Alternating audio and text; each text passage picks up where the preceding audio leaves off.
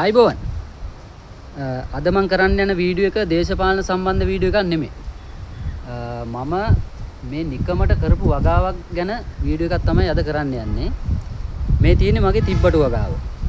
මෙතන ඉඩ මං හිතන්නේ පර්චස් 3ක් වගේ ඉඩක් ප්‍රමාණයක් තමයි ඇත්තේ. මෙතන මට මේ යාළුවෙක් දුන්නේ තිබ්බටු පැල වගේක් තියෙනවා ගිහිල්ලා හදන්න කියලා. ඊට පස්සේ මම මෙතන මොකුත් ආයේ උදුළු ගාලා සුද්ධ කරලා මොකුත් කරේ නැහැ. වලවල් ටික හැදුවා. පොහොර දැම්මෙත් නැහැ. පැල ටික හැදුවා. මං ඉතින් මේ වගේ සාර්ථක වෙයි කියලා බලාපොරොත්තු වෙන්නේ නැහැ. මේ අද තියෙන තත්ත්වයේ දැන් මාස 6ක් වගේ ඇති මේ පැල මේ ගස් හිටුවලා. ඉතින් බලන්න දැන් මේකේ වගාවේ අස්වැන්න නෙලන්න අරගෙනත් මාස 2ක් විතර වෙනවා. දැන් ඊයේ පෙරේදත් මම මේකේ ගෙඩි කැඩුවා. එදා මම වීඩියෝ එකක් කරන්න හිටියේ. නමුත් වැසි සහිත කාලබිනයක් තිබ්බ හින්දා වීඩියෝ එක කරන්න බැරි වුණා. ඒ හින්දා දැන් ගෙඩි ප්‍රමාණය අඩුයි. නමුත් තව තියෙනවා. ඒ කියන්නේ දවස් දෙකකට කලින් කඩලත් තව තියෙනවා. කඩපු නැති ඒවා තියෙනවා. අලුතෙන් හැදිච්ච ඒවාත් තියෙනවා. ඉතින් මේ මම පෙන්නන්නම් මම කඩපු නැති ඉතුරු වෙලා තියෙන තිබ්බටු. මේ තියෙන පොඩි පොකුරක්. මේක නම් ගෙඩි දෙක තුනක් තියෙන්නේ. සාමාන්‍යයෙන් තිබ්බටු ආහාරයට ගන්නකොට තිබ්බටු 10ක් 20ක් තිබ්බත් ඇති. මේ එක වේලකට. මොකද අපි තිබ්බටු මැල්ලුම් හදනවා.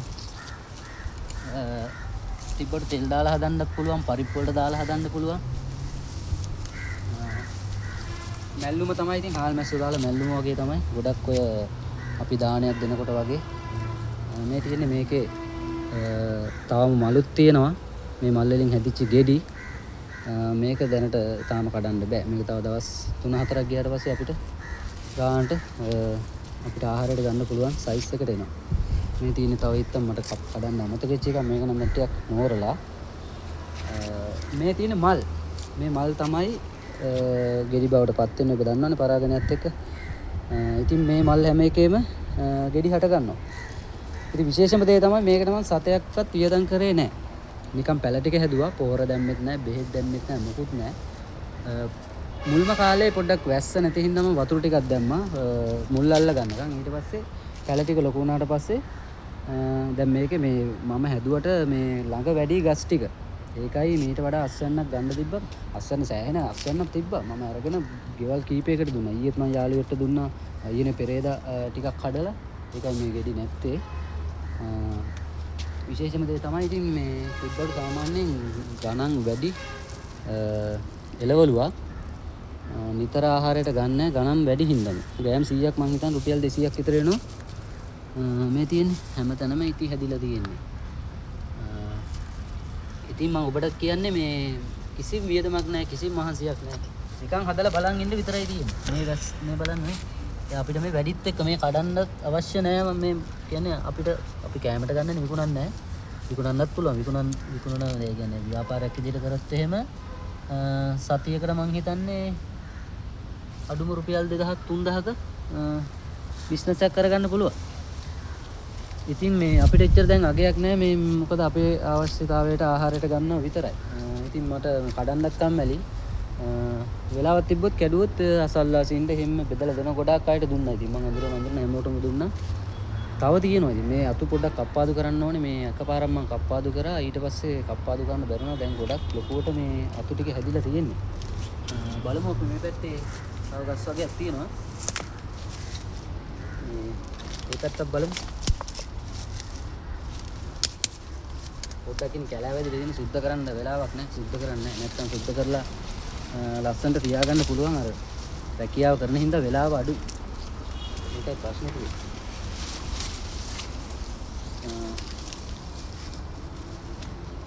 මේ තියෙන මේ ගොඩක්ම අර ළඟ හදපු හින්දා තමයි ගොඩක් මේ ඊට වඩා නැත්තම් ලොකු අස්වැන්නක් ගන්න තිබ්බා. ගස් ටික මීට වඩා හොඳට අතු පතර විහිදිලා හැදුනා නම් තමයි හොඳ.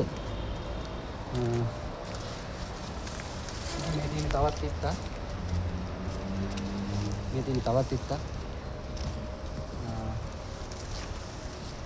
බලන්න මේ පැත්තට. මේ ගහ ගොඩක් උස ගියා. මේ කියන්නේ ඉතින් මේ ඔව් මේ තව ඉතින් මේ තව මේක හැදෙනවා. මේක නම් මල් වැටලාද වැස්සටත් ඉතින් මල් ටිකක් වැටෙනවා. මේකට මේ වතුර අවශ්‍යත් නැහැ. ගොඩක්ම අවශ්‍යත් නැහැ. ඒ කියන්නේ වැසි ලැබෙන වැසි වලින් හොඳටම ප්‍රමාණවත් මේ ගස් වලට අවුව සාමාන්‍යයෙන් වැටෙන්න ඕන. අවුව ටිකක් හොඳට තියෙන්න ඕනේ. ඉතින් මම මේ වගාවෙන් දැනුවත්ව කරාව නෙමෙයි. මං ගොවියෙක් නෙවෙයි. නිකම් මං හැදුවා විතරයි. ඉතින් ඔයාලටත් හිතෙනවා නම් මේ මහලොකු මහන්සියක් නැහැ. ලොකු පිටුවහලක් එනවා. ගෙදරක කෑම වේලක් හදාගන්න පුළුවන්. දානයක් තිබ්බොත් කාට හරි දෙන්න පුළුවන් පින් සිද්ධ වෙනවා. අසල්වාසින්ට දෙන්න පුළුවන්.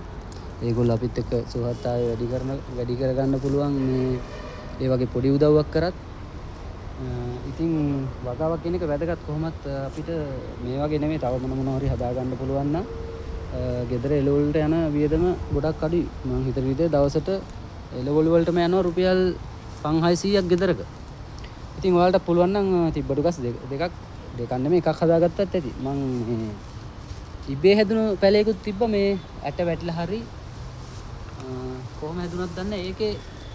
ඒකේ මං ගෙඩි කැඩුවේ නෑ ළඟකදී. අපි යන් ඒක බලන්න පොඩ්ඩක්.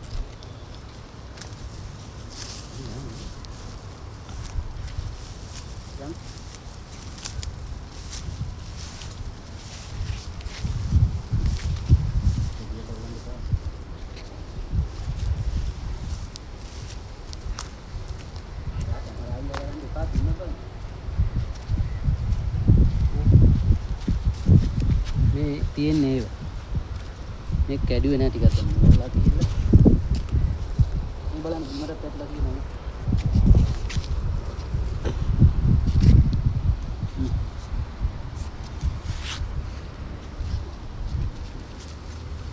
මේ ඉබේම හැදිච්ච ගහක ගෙඩි. ඉතින් මේ ওই තියෙන ටික මේ ටික කඩා ගත්තා නම් වේල් දෙකකට තුනකට ඇති ওই ටික. ඉතින් වීඩියෝ එක අදට ඉවර කරන්නම්. මේ එන බොහොම ස්තුතියි. ඔයාලත් බලන්න try කරලා. මහන්සියක් නැහැ, වියදමක් නැහැ. මේ වගේ වගාවක් කරගන්න එක ගහක් හදාගන්න මාස 6ක් අවුරුද්දක් කාලයක් නැහැ මං හිතන විදිහට. අවුරුද්දක් විතර මේ අස්වැන්න නෙලා ගන්න පුළුවන්.